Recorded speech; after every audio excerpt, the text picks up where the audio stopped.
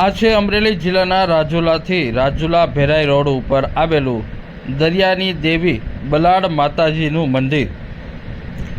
આ માતાજીના મંદિરે મોટી સંખ્યામાં લોકો પૂજા અર્ચના કરવા આવે છે।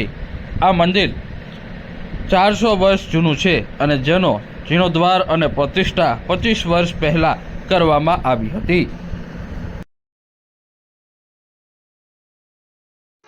મારું નામ નિખિલ ત્રિવેદી।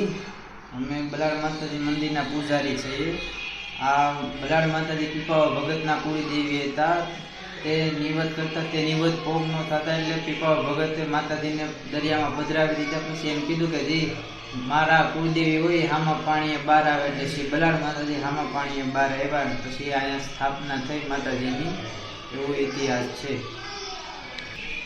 જે આ નીચેના ફળા છે એ તો પીપાવા ભગત વખતના છે। જે આ ઉપરની મૂર્તિ છે ને 25 થી 30 વર્ષ થયા પ્રાણ પ્રતિષ્ઠા કરી। આ મંદિર બેઠું એના 25 વર્ષ થયા। એ તો આ પીપાવા ભગત જે હાલમાં હતા એ વખતના સ્વયંભૂ ફળા છે। કેટલો સમય થયો છે અંદાજે? અંદાજે 300-400 વર્ષની આજુબાજુ થયું હશે। લોકો કેવા અહીંયા આવે?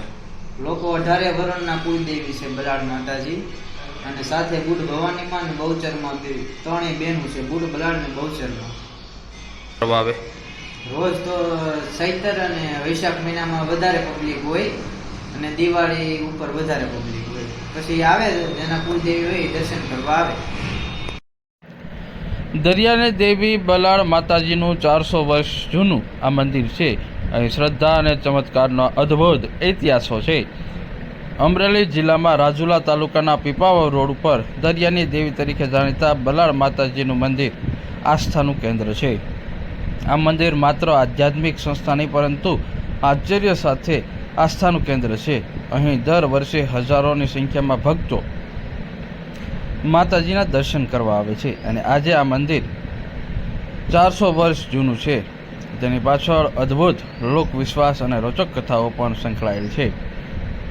અહીંના મંદિરના પૂજારીએ જણાવ્યું કે આ પીપાવા ભગતના માતાજી તરીકે ઓળખાય છે અને 28 વર્ષથી આ દીવો અખંડ ચાલી રહ્યો છે।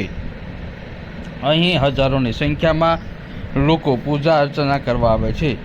જ્યારે પીપાવા ભગતના નિવેદ પહોંચતા નહોતા ત્યારે પીપાવા ભગતે કહ્યું હતું અને માતાજીને દરિયામાં પધરાવી દીધા હતા અને કહ્યું હતું કે જો મારા સાતા માતાજી છો તો સામા પાણીએ બહાર આવે, જેથી આ મંદિર જે સમયે બનાવવામાં આવ્યું હતું અને અત્યારે આનો જીર્ણોદ્ધાર કરી અને પ્રાણ પ્રતિષ્ઠા કરવામાં આવી હતી। આજે હજારોની સંખ્યામાં લોકો આ મંદિરે પૂજા અર્ચના કરવા આવે છે।